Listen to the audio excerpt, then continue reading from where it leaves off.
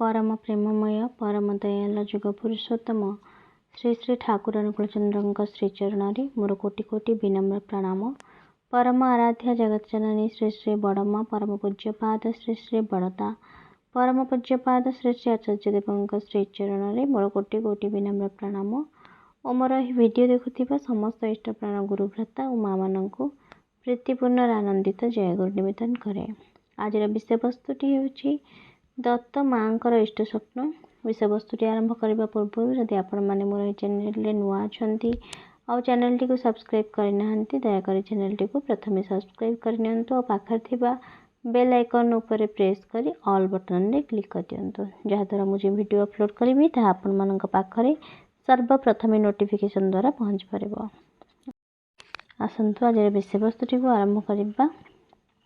कलिकतार अन्यतम निवासी और प्रसिद्ध बारिस्टर मिस्टर जे.एन. दत्तंकर पत्नी अत्यंत धर्मशीला और कृष्ण भक्त थिले।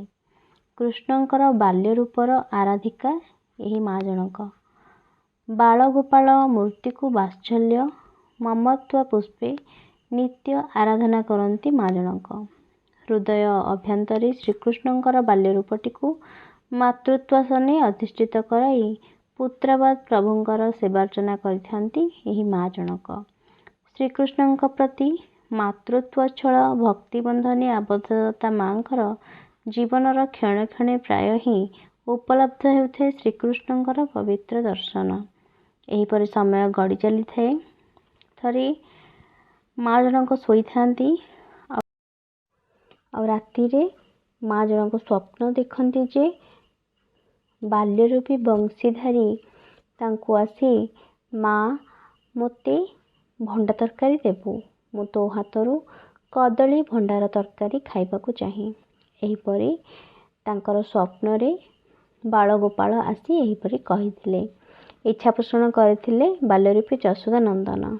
भक्त मानसे प्रभु इच्छाटी गुप्त रहिथिला पुनः प्रभु आगमन और प्रसाद ग्रहणर इच्छा बही गतकालीर स्वप्न ठारू आजिर स्वप्न जाए अवचेतना मानसे प्रभु दर्शनर प्रतीक्षा करिथांती माँ जनक।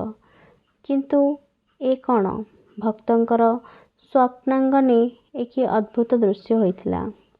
आश्चर्य नयने माँ जनक कहांती बालगोपाल बंशीधर आउ ये बा किए निश्चल नयनरे माँ जनक चाहि थांती। भक्त हस्तरू कदली भंडार तरकारी प्रसाद ग्रहण करुछंती अन्य केही निर्वाक माँ जनक। से किए किए बोली पचारिछंती आउ कहिछंती तुमे एही भंडा तरकारी खाउअछ काहींके मु तो एहाकू मो बालगोपालंक पई रखिथिली। तापरे श्री श्री ठाकुर ठारे कहिले तू जे मते डाकिछु। माँ जनक उत्तर देले किंतु मु तो मोर भगवान को डाकिथिली तुमे कौन मोर भगवान। पुनः प्रश्न मुखे दत्त माँ जनक हाँ ताहा ही ठीक स्मित मधुर हास्य मुखे चिर हास्यमय श्री श्री ठाकुर तेबे मु तुमको प्रणाम करे। अनुरोध कंठे दत्तमा कहती तू वात्सल्य भावरे डाकिछु प्रणाम करबाकू हेब नाही। श्रीकंठू निर्झरित अमृतमय बाणी तथापि प्रभु श्रीरंगा पୟରେ प्रणाम करुछंती दत्तमा। किंतु ए कौन भक्त जे मातृमयी अतएव अदृश्य परम पिता।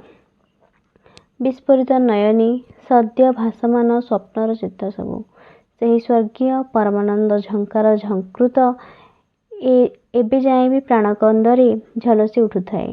कि अपूर्व से दिव्य मूर्तिटी कि स्वर्गीय से नयनर भाव कि ज्योतिर्मय से श्रीअंगर कांति किए एही देव दुर्लभ दिव्यतनु यह भावुथांती दत्तमा। सता मध्यरे प्रभुत्वर अपूर्व जागृति होई चलीछि। हृदय मध्यरे प्रभु प्रणाम घटी सारिछि किंतु निजर भावनेत्रे भासमान प्रभुंकर एही नवीन रूपटी को जानी पारु नथिले माँ जनक। किए किए सही सतृष्ण नयनी भक्त प्राणा दत्तमा जनक। विषय वस्तुटी भल लगी आपण मैंने लाइक शेयर और सब्सक्राइब करने जमार भी भूलिबिनी। रहिली जय गुरु।